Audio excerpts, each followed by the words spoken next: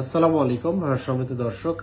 আজকে একটি বিষয় নিয়ে কথা বলবো, সেটা হচ্ছে যে বাচ্চার হার্নিয়া হয়েছে আপনার, কিন্তু আপনি ভয়ে অপারেশন করছেন না। আপনার এই ভয়টি দূর করার উপায় কি?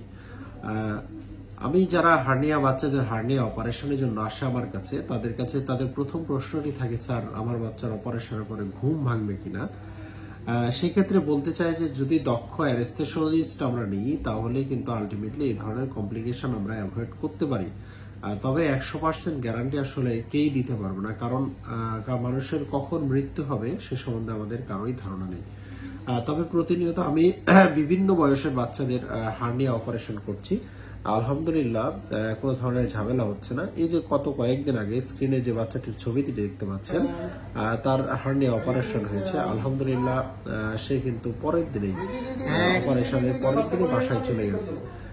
এইরকম ছোট বাচ্চাদের যাদের হার্নিয়া রয়েছে, তাদের কিন্তু আলটিমেটলি নানাবিধ সমস্যা হয়ে যায় যদি হার্নিয়ার অপারেশনটি না করা হয়। সেক্ষেত্রে অবশ্যই সঠিক চিকিৎসকের মাধ্যমে আপনার বাচ্চার অপারেশন করতে হবে। আরেকটি কমন যে প্রশ্নটি আপনারা করে থাকেন, সেটি হচ্ছে যে স্যার আমার বাচ্চার এই হার্নিয়া রোগটি ঔষধের মাধ্যমে ভালো হবে কিনা।